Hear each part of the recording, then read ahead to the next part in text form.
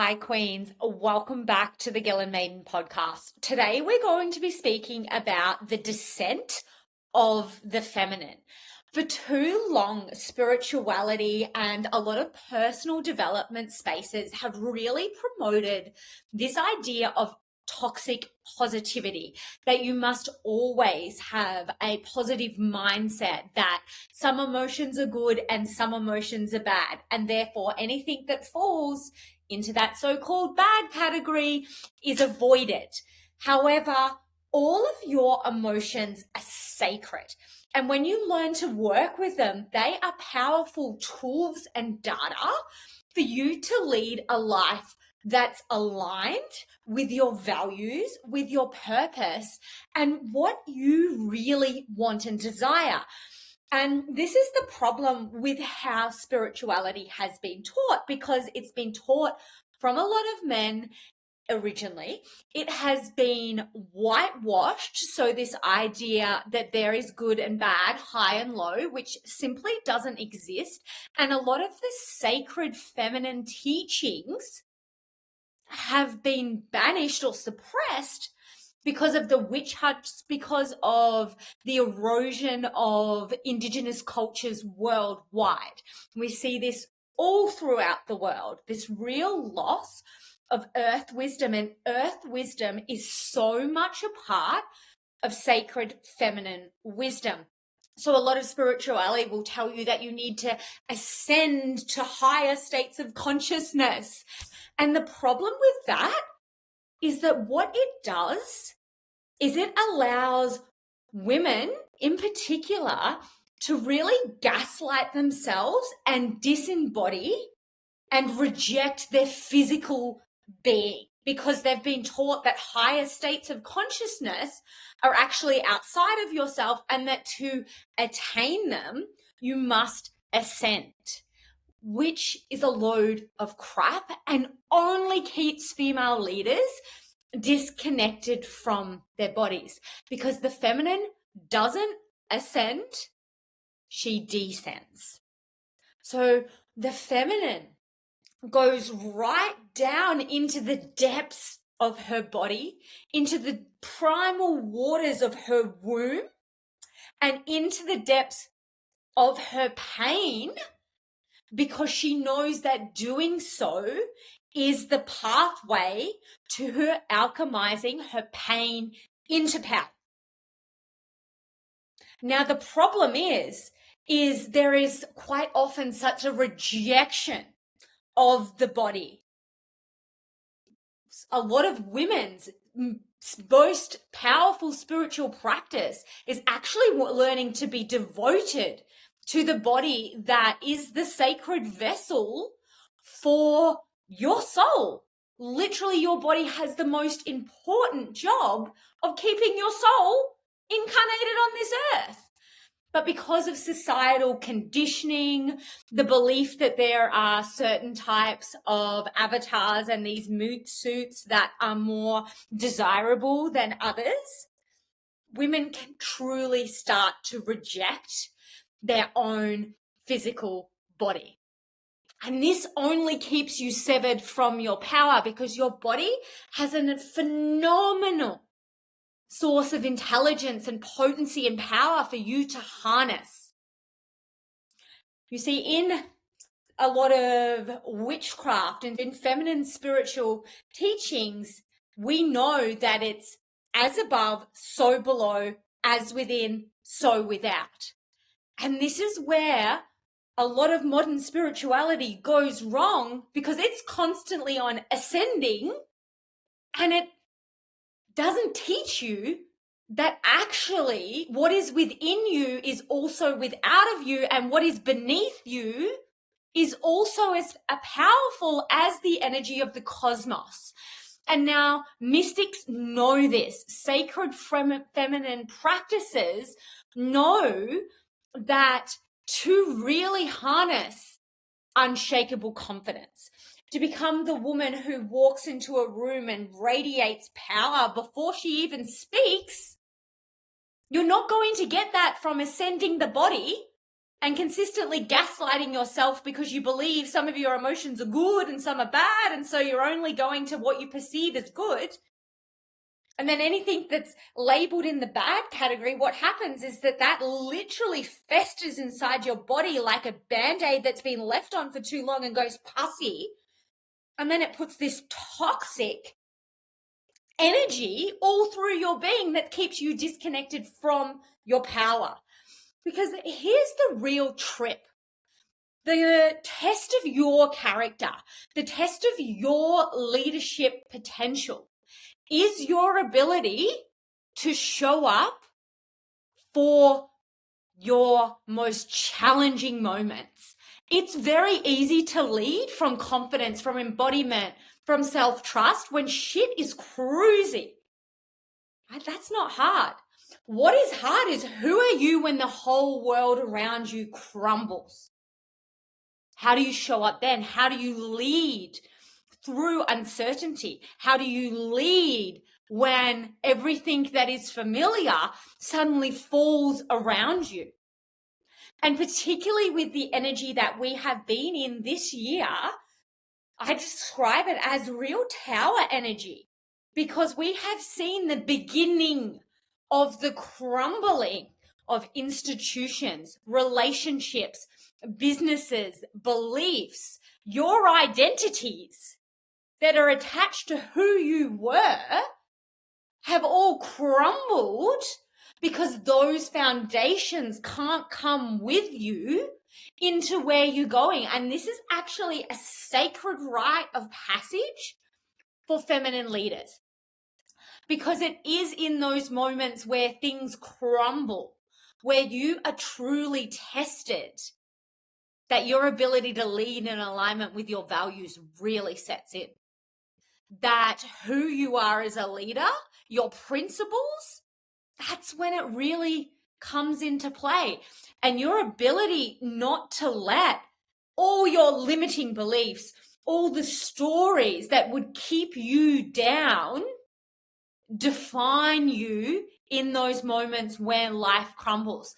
And now consistently, there are feminine archetypes who have shown us throughout history that the power is not just in enlightenment, in the light, but it's actually in the mastery of the shadow, of the darkness. But the problem is women have been taught to fear their depths. There is this narrative of the crazed woman, the woman who, if you let her off her leash, so say if you go into your anger, you go into your grief, that will be so all-consuming that you will never come back from that. And this is where this narrative of the crazed woman has been so detrimental for women, because it makes women scared of their more painful, more, what I would say, activating emotions like anger, rage, grief, heartache, shame. These are all emotions that women tend to avoid. And the problem is that through ignoring them, they don't go away. They stay there and they fester. And when you ignore them, you are actually suppressing your truth and you're gaslighting yourself. The quickest way for you to reclaim your power when shit has hit the fan, when you're in those moments where you're like, oh my God, I did not see that coming, is to face whatever limitation, whatever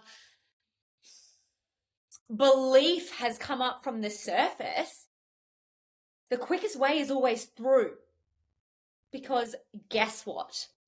It only takes between 3 to 5 minutes for an emotion to be felt at its fullest.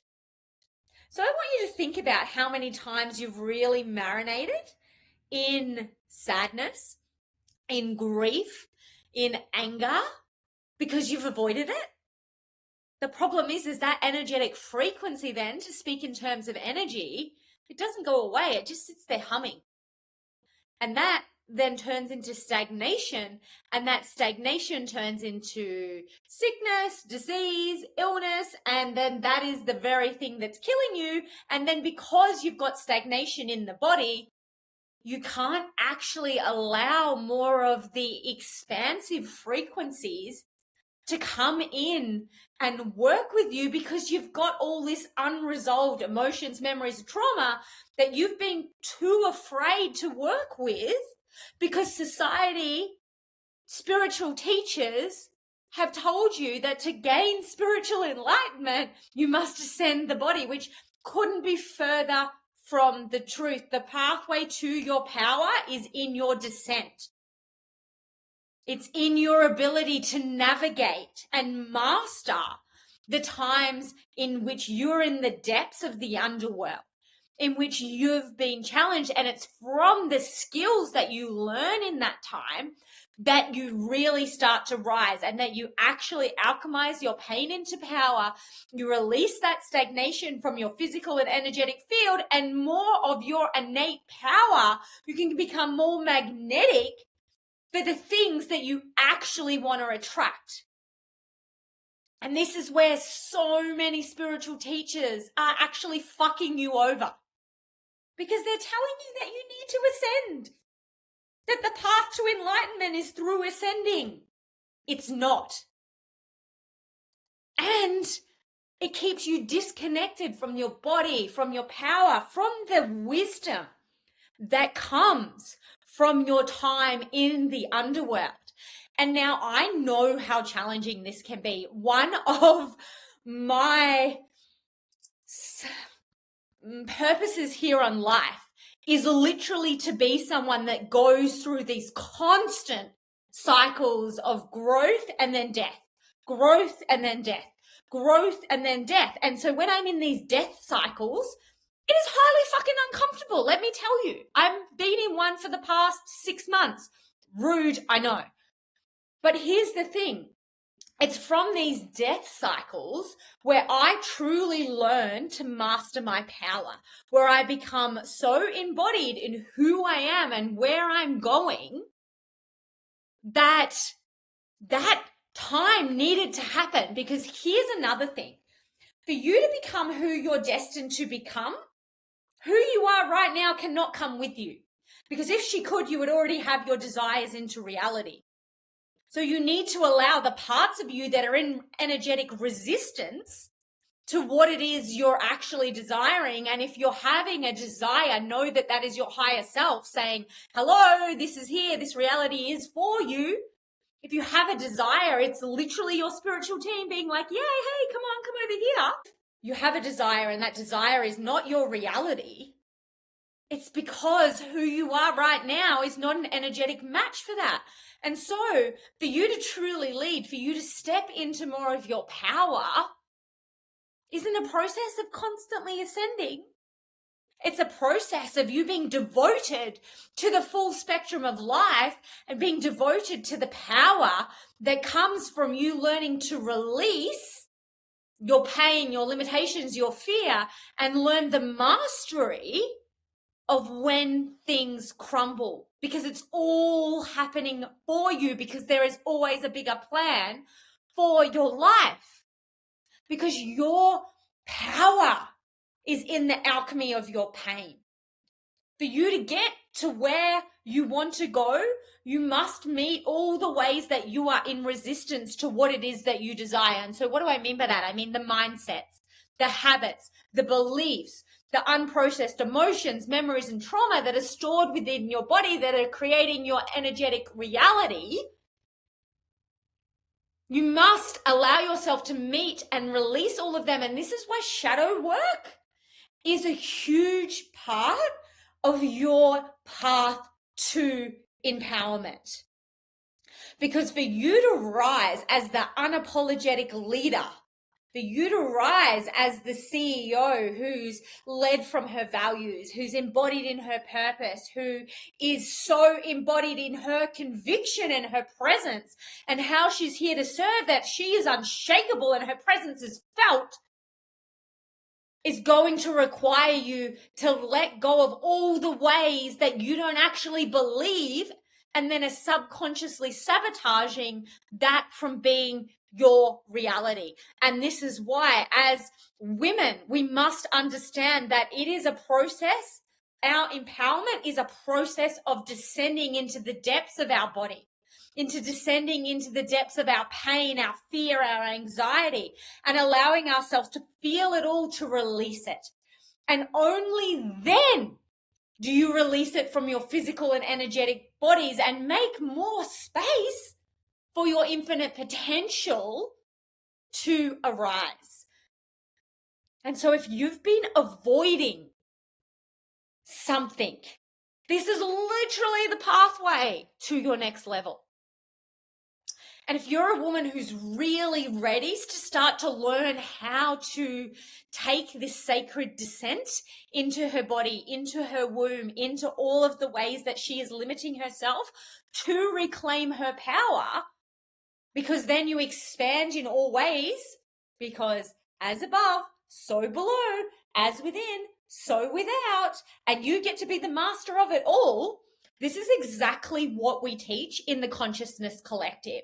We teach you how to alchemize your pain into power, how to master the realms of consciousness, energetics, manifestation, so that you can become an unshakable force of nature. This is where imposter syndrome, self-doubt all dissolve and unshakable, influential leadership begins to rise. And there is not a better time to get into our world. So if you're ready, our link is in the show notes to apply. That is all I have for you this week. And I invite you that if you are someone who has been avoiding the parts of yourself that are discomfort, and maybe you've gone and thrown yourself into the busyness of work because you don't want to feel your sadness, your grief, or whatever it is you're fucking avoiding, I invite you to go there and then let me know in the comments what that awakens for you. And if you want a practice to do this, I'm going to drop the link to our emotional mastery document below. This is such a powerful practice for you to learn the neuroscience behind emotional mastery, so you can start to learn how to reprogram your mindset and connect to the data that your emotions are trying to tell you. Then there's really powerful embodiment practices in there that allow you to tap into where your trapped emotions, your fear, your anxiety are stored within the body, so that you can free yourself and then realign with what it is you want to create.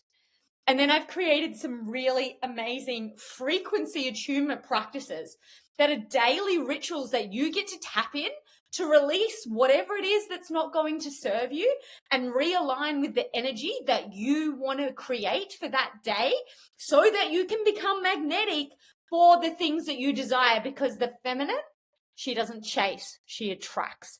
That's all I have for you. I'll see you next week. Thank you.